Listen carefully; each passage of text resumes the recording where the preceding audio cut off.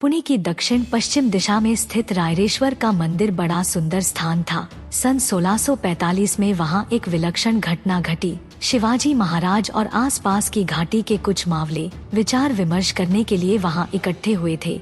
उस घने जंगल में पेड़ों और झाड़ियों के बीच स्थित रायरेश्वर के मंदिर में वे मावले शिवाजी महाराज के साथ किस बात की चर्चा कर रहे थे? शिव शंकर से वे क्या मांग रहे थे? शिवाजी महाराज आयु में अभी बहुत छोटे थे, परंतु उनकी महत्वाकांक्षा ऊंची थी। उन्होंने एक बड़ी योजना बनाई।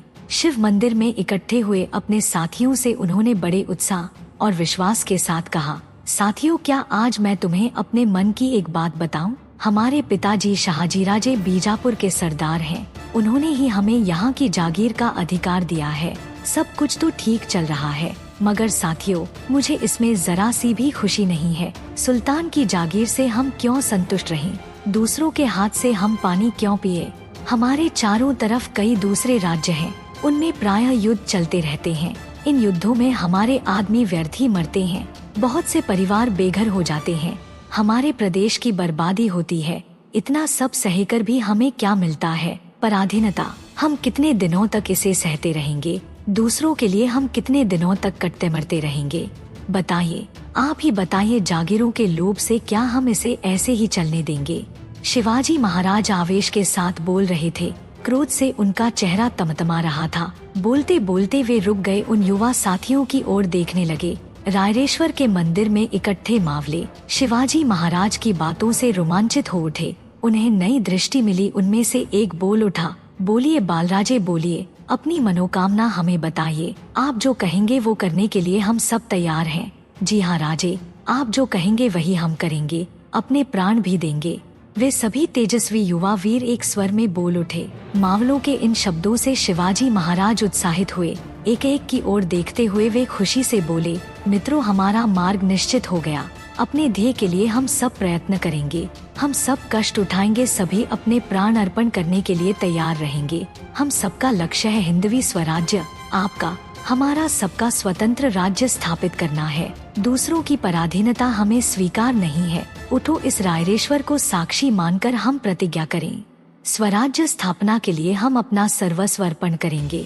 सारा मंदिर शिवाजी महाराज के शब्दों से गूंज उठा। अंत में उन्होंने निश्चय पूर्वक कहा, ये राज्य हिंदवी स्वराज्य के रूप में हो, ऐसी ईश्वर की इच्छा है। ईश्वर की इस मनोकामना को हम पूरी करेंगे।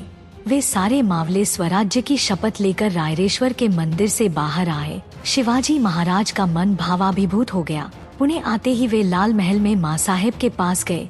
उन्होंने घटित घटना का वर्णन माता जिजाबाई से किया। माँ साहेब धन्य हो गई। उन्हें विश्वास हुआ कि उन्होंने जो सोचा था बाल शिवाजी राजे उसे अवश्य पूरा करेंगे।